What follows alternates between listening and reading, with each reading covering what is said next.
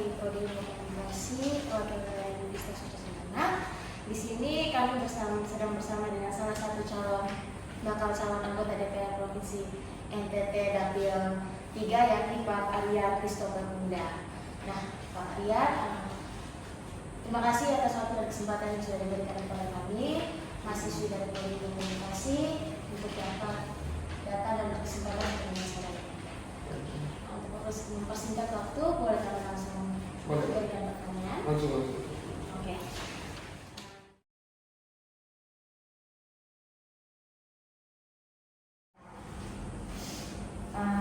Bapak akan mencalonkan diri menjadi anggota DPR Provinsi NTT dan Dapil 3. Ya. Mengapa Bapak mau mencalonkan diri menjadi caleg DPR Provinsi? Alasan Bapak? Alasan bisa langsung dijawab. Oke. Baik, sebelumnya saya mengucapkan terima kasih buat teman-teman semua yang sudah datang di sini. Sebagai saya bilangnya biasanya responden, saya sebagai responden di sini sesuai menerima apresiasi niat teman-teman untuk dalam mengerjakan tugas ilmu komunikasi. Dalam hal ini mewawancara saya, mungkin beberapa alasan saya ketika saya mau menyatakan maju sebagai calon anggota DPR. Hal yang pertama itu saya melihat situasi di daerah saya. Yang pertama, di wilayah saya kebanyakan calon-calon anggota DPR itu didominasi oleh kaum orang tua yang umurnya sudah 50 tahun bahkan sampai 60 tahun. Nah, kenapa saya bersikeras kepengen maju? Karena saya melihat orang tua ketika dia memaparkan setiap programnya dia, ketika dia memaparkan apa yang menjadi visi misinya dia, itu mereka menawarkan sesuatu hal tentang masa-masa lalu, tentang masa-masa lampau. Tetapi dalam pikiran mereka, dalam perjalanan mereka tidak bisa memahami, mereka tidak bisa mengerti arti dari perombakan sistem politik yang ada saat ini. Bagaimana mereka bisa mengikuti perkembangan zaman. Yang berikut, mereka tidak menguasai bagaimana dasar-dasar hal-hal yang benar-benar dibutuhkan oleh masyarakat di sekitar kami. Itu menjadi poin utama saya ketika saya mau maju. Yang kedua, kenapa saya mau mengatakan maju? Karena di 2019 sampai di 2024-2029 ke depannya itu akan didominasi oleh pemilihan kaum milenial, kaum muda. Di situ saya menyimpulkan bahwa ketika saya mengatasnamakan kaum milenial, saya bisa mendapatkan suara-suara banyak dari kaum muda. Nah, alasannya bahwa kita kaum muda bisa mengirim kita punya orang juga. Berhentilah masa-masa orang di tahun 60-an, 70-an, 80-an, 80-an mereka berhenti sudah. Izinkan kami yang muda. Kenapa? Kami menawarkan masa depan. Kami tidak menawarkan masa lalu lagi. Kami menawarkan masa depan, kami menawarkan pikiran-pikiran kami. Melalui zaman-zaman, melalui pelajaran kami, melalui pengalaman kami. Saya rasa itu sebagai alasan saya. Alasan yang ketiga, bahwa potensi yang ada di daerah, masyarakat yang ada di daerah sangat membutuhkan orang-orang muda. Nah, kenapa? Interaksi dari masyarakat, interaksi dari orang-orang di sana, mereka lebih berkepengen bahwa kalau kita berbicara dengan anak-anak muda, apa yang mereka mau sampaikan sebagai bentuk aspirasi mereka akan masuk di pikiran. Jadi ketika mereka berbicara, saya tidak akan canggung lagi karena dia bukan orang tua, dia sesama anak muda, dia sesama milenial dengan saya. Jadi apa yang menjadi pikiran saya akan menjadi pikiran dia. Ketika apa yang saya omong, pasti dia akan katakan itu sana. Nah, itu menjadi dasar-dasar saya ketika saya menjadi pertanyaan. Sekian.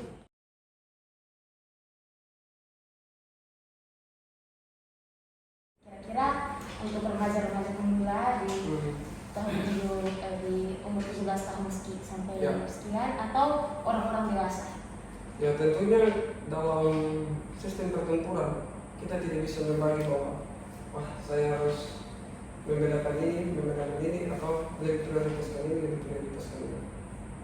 Prinsip dari politik, apa yang bisa kita lakukan hari ini, apa yang bisa kita gandeng hari ini, siapa yang bisa kita bawa hari ini, itu sudah. Jadi untuk menjadi target, mungkin 50% akan didominasi oleh anak muda. Kenapa? Kalau prinsip saya, ketika saya mau melakukan kampanye besar-besaran, melihat bahwa Dapil NTT 3 itu Sumba Barat Raya sampai Sumba Timur 4 kabupaten. Jadi kita membutuhkan kaum muda yang siap bergerak. Dalam hal ini kita bentuk tim khusus, kita bentuk relawan-relawan, kita bentuk ketua-ketua penghubung masing-masing kecamatan, dan kabupaten. Di situ kita membutuhkan kaum muda ini, kaum bawah. Yang pertama dia siap, secara fisik, secara pikiran dia siap. Kamu orang tua bukannya saya tidak mau membandingkan. Kamu orang tua secara pikirannya mereka, oke, mereka punya pengalaman, tetapi geraknya mereka di lapangan itu nomor kesekian. Sehingga saya memutuskan bahwa hal yang pertama ketika saya turun, targetnya kaum milenial ini. Kenapa kaum milenial ini? Mereka yang bergerak cepat, mereka cerdas, yang mereka pergaulan yang mereka luas. Daerah mana kalian akan melakukan aksi pencalonan atau yang lebih diutamakan atau yang ditargetkan dengan aksi pencalonan? Aksi pencalonan dalam hal ini proses pendaftarannya, proses pendaftaran pencalonannya. Ya, di daerah mana yang lebih diutamakan atau ditargetkan? Tentunya kalau dalam istilah wilayah, kalau NTT dalam konteks DPR RI itu ada dapil NTT 1 dan NTT 2. Ada Flores NTT 1, Flores dengan ini Lembata. Kalau NTT 2, Sumba, Pulau Timur, Saburote, dan Alor. Dalam konteks DPR provinsi itu dibagi lagi, satu Pulau Sumba itu dapil NTT 3. Dalam kita ramu lagi lebih kecil lagi, ingat kita berkaitan dengan basis sudah ini yang menjadi target kita, betul? Kalau dalam bentuk basisnya, tentunya yang menjadi kekuatan utama, yang menjadi prioritas utama kita tuh tempat kita berasal. Menjadi kabupaten kita yang utama, wilayah kita yang utama. Misalnya saya kan dari Sumba Barat Daya, yang menjadi dasar saya ketika saya mau maju adalah Kabupaten Sumba Barat Daya. Dalam bentuk waktu rentang waktu yang diberikan untuk partai itu tergantung dari hati nurani kita. Kapan kita mau turun? Kalau prinsipnya saya, ketika saya melihat situasi saat ini dan independensi dari tempat kerja saya itu kan masih dilarang untuk berpolitik. Sekarang ini masih tahan. Dan tentunya saya bergerak itu setelah Februari atau Maret tahun depan. Bapak dalam mencalonkan diri menjadi caleg DPR provinsi, dan mengapa Bapak memilih visi misi tersebut? Kalau dalam DPR provinsi ini kan legislatif, itu kita harus paham legislatif, eksekutif, dan yudikatif. Legislatif dia tidak bisa menawarkan bahwa saya menawarkan visi misi. Visi dan misi itu eksekutif karena mereka berbeda kekuasaan anggaran. Itu bedakan dulu ya, eksekutif, legislatif, dan yudikatif. Itu perlu dibedakan. Kalau legislatif DPR ini dia tidak bisa menawarkan bahwa visi misinya satu tidak. Jadi kalau mau bilang visi misinya itu ya tetap menyerap aspirasi saja. Masih ada soal hambatan, kira-kira hambatan apa saja yang Bapak dapatkan dalam mempersiapkan diri untuk menjadi caleg DPR? Hambatan, tentunya sebagai manusia itu menjadi hambatan kita yang pertama itu ketika kita mau melakukan pencalonan di setiap daerah pasti akan ada beberapa keluarga, beberapa saudara-saudara kita yang keluar dari kontra. Itu pasti. Jadi ketika kita mau melakukan kampanye, kita mau melakukan penjualan terhadap masyarakat untuk memilih kita, itu di situ kita mempunyai hambatan bahwa itu tidak korban perasaan. Saya bilangnya korban perasaan. Kenapa? Ketika keluarga sendiri tidak bisa mendukung, karena ada keluarga dari misalnya satu wilayah kita yang masuk juga. Itu yang paling menjadi hal yang sangat rumit menurut saya. Yang kedua, tentunya dalam sistem pertarungan ini, kalau saya melihatnya, ketika saya mau maju, saya bertarungnya murni. Saya tidak mau melakukan ya tentu ada masalah uang. Yang menjadi hambatan terbesar lagi itu masalah finansial, masalah keuangan kita. Bagaimana kita turun di situ ya tentunya karena saya makanya seringkali saya berbicara dengan teman-teman juga kalau dalam ranah politiknya kita, kalau kita memang menggunakan jalur jujur, jalur lurus untuk masuk di hal ini, kita mau betul.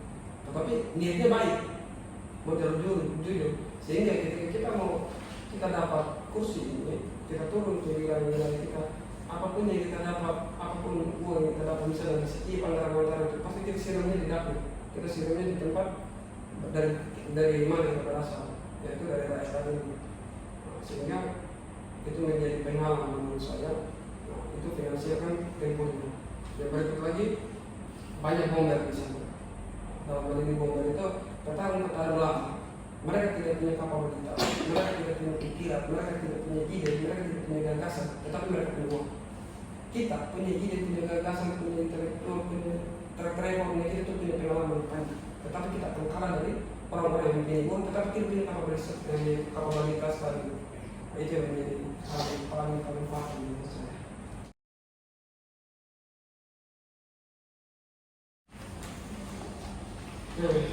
Selanjutnya Mas Bro mengenai uang kakak dari kita ini. Konflik money. Isi ingin mendengar pendapat dari kakak tentang kasus pemberantasan korupsi. Kakak dari kakak pendapat sendiri itu kemana? Terus kalau sendiri kakak terpilih jadi anggota DPR ke depannya, bagaimana kakak punya komitmen terhadap pemberantasan korupsi yang terjadi dari ranah yang kecil-kecilan gitu? Saya rasa korupsi ini bukan hal yang baru, ini penyakit masyarakat. Penyakit masyarakat. Mau di mana, mau sistem pakai apapun, tetap korupsi adalah penyakit.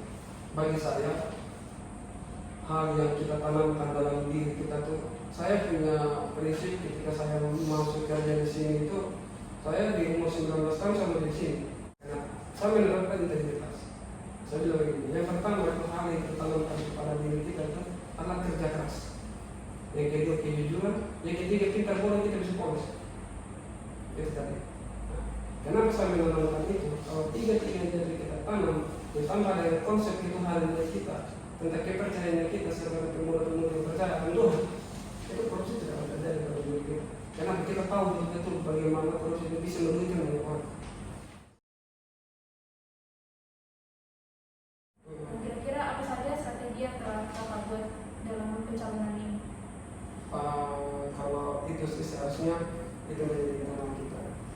Itu menjadi bahan kita sendiri, itu menjadi salah satu hasil.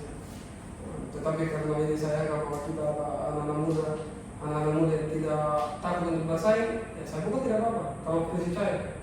Jadi kalau dalam strategi saya sudah buat beberapa skenario bahwa sistem tempurnya itu ada.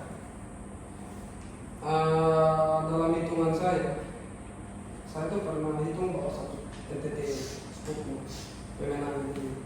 Jadi salah satu strategi yang bisa pasang, kita buat yang namanya tim pengomong di masing-masing kecamatan. Minimal kita tidak bisa mungkin dalam berpolitik. Kalau mau maju di berpolitik minimal harus pegang 5 kecamatan. Ini rahasianya. Kalau mau main anggota DPR kabupaten minimal harus pegang 5 kepala desa. Itu benar. Sehingga salah satu strategi itu di kabupaten basis saya punya Sumbawa ada 12 kecamatan. 12 kecamatan itu masing-masing kecamatan itu saya tempatkan 5 orang tim penghubung. Tim penghubung ini, jadi saya menempatkan tim penghubung ini 5 orang ini bukan orang tua, saya tahu anak-anak muda yang siapa jarak kali ini. Yang berikut kita harus tahu DPT, daftar pemilih tetap. Di SBD 201.000. Potensi namanya kita itu kan 60% karena 201.000 DPT. Jumlah semua orang yang harus kita dapat adalah 10.000.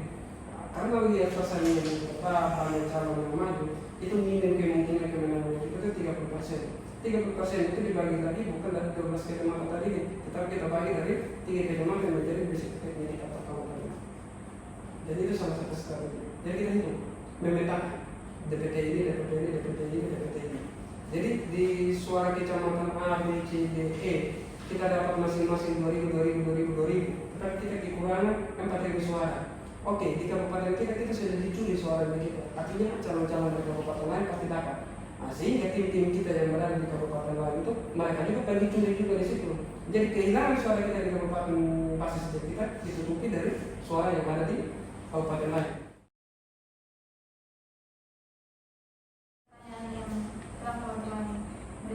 Jadi kami juga mau memberikan tawaran strategi yang telah kami susun untuk pencalonan kakak. Di sini kami menyarankan untuk membangun personal branding dengan merawat ketokohan, dengan mempublikasikan melalui media sosial. Karena kita tahu sendiri perkembangan teknologi yang begitu pesat, ada menyediakan berbagai media sosial seperti Instagram, Facebook atau Twitter dan YouTube. Itu akan menjadi dasar untuk memudahkan dan membuat pencalonan ini menjadi lebih efektif untuk bakal calon. Menurut kakak, strategi yang telah kami tawarkan ini bagaimana? Itu strategi itu bagus. Nah, jadi kalau menurut saya salah satu kesuksesan kami kemarin menempati posisi di tempat khususnya kursi ini karena media. Karena luas wilayah, ini saya cerita tentang DPD. Anggota DPD itu luas wilayahnya itu 1 Nusa Tenggara Timur dan proses pemilihan. Nah, sehingga saya ada di Flores bertemu dengan teman-teman yang ada di awal sama satu sana. Jadi kita melalui media. Akan media. Itu jumlah suara yang kami dapat 200.000. Saya yakin betul-betul 30% itu karena media. Kemungkinan hanya itu. Terima kasih banyak. Sekali lagi terima kasih banyak